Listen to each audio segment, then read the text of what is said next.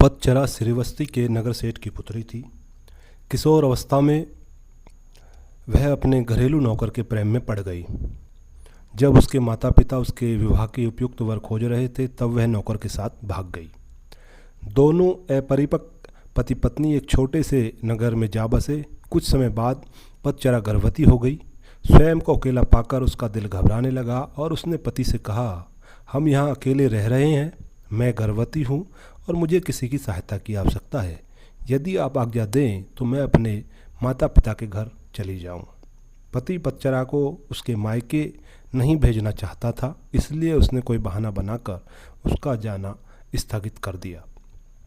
लेकिन पतचरा के मन में माता पिता के घर जाने की प्रबल इच्छा जाग रही थी। एक दिन जब उसका पति काम पर गया हुआ था तब उसने पड़ोसी से कहा, आप मेरे स्वामी को बता देना कि मैं कुछ समय के लिए अपने माता पिता के घर जा रही हूँ। जब पति को इसका पता चला तो उसका बहुत बुरा हाल हुआ। उसे अपने ऊपर गिलानी भी हुई कि उसके कारण ही इस कुलीन कन्या की इतनी दुर्गति हो रही है। वह उसे ढूंढने के लिए उसी मार्ग पर चल दिया। रास्ते में पतचरा उसे मिल गई। पति ने इसे समझाया बुझाया और घर वापस ले आया। समय पर पतचरा को प्रसव हुआ। सभी सुखपूर्वक रहने लगे। पतचरा जब दूसरी बार गर्भवती हुई तब पति स्वयं उसे उसके माता पिता के घर ले जाने के लिए तैयार हो गया। मार्ग में जोरों की आंधी वर्षा होने लगी। पतचरा ने पति से कहा कि वह कोई सुरक्षित स्थान खोज लें ताकि हम इस आंधी बरसात से बच सकें। पति झाड़ियों से होकर गुजर रहा था, तभी उसे एक विस्तर सांप ने काट लिया और वह तत्क्षण मृत्यु को प्राप्त हुआ। पतचरा अपने पति की प्रतीक्षा कर रही थी। ऐसे में ही उसे प्रसव हो गया। थोड़ी शक्ति जुटाकर उसने अपने दोनों बच्चों को साथ लिया और पति को खोजने निकल पड़ी। जब उसे पति मृत्यु अवस्था में मिला तो वह दुखी हो गई और फूट फूट कर रोने लगी, हाय मेरे कारण ही मेरे पति की मृत्यु हो गई। अब उसने माता पिता के सिवाय कोई चारा न पाकर वह उनके नगर की ओर बढ़ चली। रास्ते में एक नदी पड़ती थी।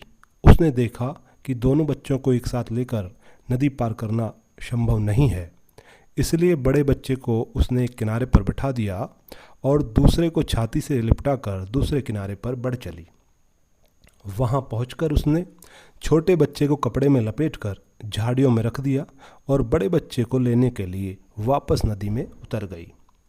नदी पार करते समय उसकी आंखें छोटे बच्चे पर ही लगी हुई थी। उसने देखा कि एक बड़ा गिद्ध बच्चे पर झपटकर उसे ले जाने की चेष्टा कर रहा है।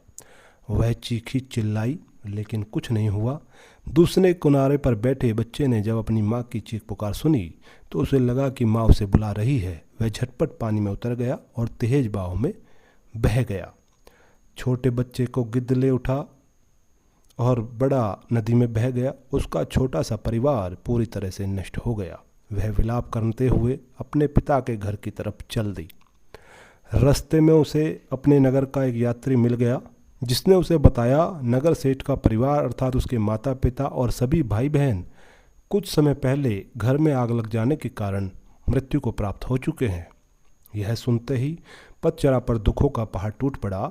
उसने तन मन की कोई सुध न रही। वह पागल होकर निर्वस्त्र घूमने लगी। उसके मुख से ये ही सब निकलते, पति मर गया, बड़ा बेटा डूब गया, छोटे को गिद्ध खा गया, माता पिता और भाई बहनों की चिता भी नसीब नहीं हुई। ऐसे ही विलाप करती निर्वस्त्र घूमती फिरती पतचरा को सभी अपमानित और लांछित करते यहाँ से वहाँ भगा देते। जैतवन में भगवान बुद्ध धर्मोपदेश दे रहे थे। पतचरा अनायास ही वहाँ पहुँच गई। उपस्थितों ने कहा, अरे ये तो पागल है, इसे यहाँ से भगाओ। भगवान बुद्ध ने उन्हें रोकते हुए कहा, इसे मत रोको, मेरे पास आने दो। पतचरा जब बुद्ध के कुछ समीप आई तो बुद्ध ने उससे कहा, बेटी अपनी चेतना को संभालो। भगवान को अपने समक्ष पाकर पतचरा को कुछ होश आया और अपनी नग्नता का बोध हो गया। किसी ने उसे एक चादर दे दी। चादर ओढ़ने के बाद वह फूट फूट कर रोने लगी। भगवान, मेरे पति को सांप ने डस लिया और छोटे छोटे बच्चे मेरी आंखों के सामने मारे गए। मेरे माता पिता बंधु बांधव सभी जलकर मर गए। मेरा अब इस दुनिया में कोई नहीं है, मेरी रक्षा करें। बुद्ध ने उससे कहा, दुखी मत हो, अब तुम मेरे पास आ गई हो, जिन परिजनों की मृत्यु के लिए तुम आंसू बहा रही हो, ऐसे ही अनंत आंसू तुम जन्म जन्मांतरों से बहाती आ रही हो। उनसे भरने के लिए तो महासमुद्र भी छोटे पड़ जाएंगे। तेरी रक्षा कोई नहीं कर सकता। जब मृत्यु आती है तो कोई परिजन आदि काम नहीं आता। यह सुनकर पतचरा का शोक कुछ कम हुआ। उसने बुद्ध से साधना की अनुमति मांगी। बुद्ध ने उसे अपने संग में शरण दे दी। धर्म के परम स्रोत के इतने समीप रहकर पतचरा का दुख जाता रहा। वह नित्य ध्यान व ज्ञान की साधना में निपुण हो गई। एक दिन स्नान करते समय उसने देखा कि देह पर पड़ने वाला पानी कुछ दूर तक जाकर सूख गया।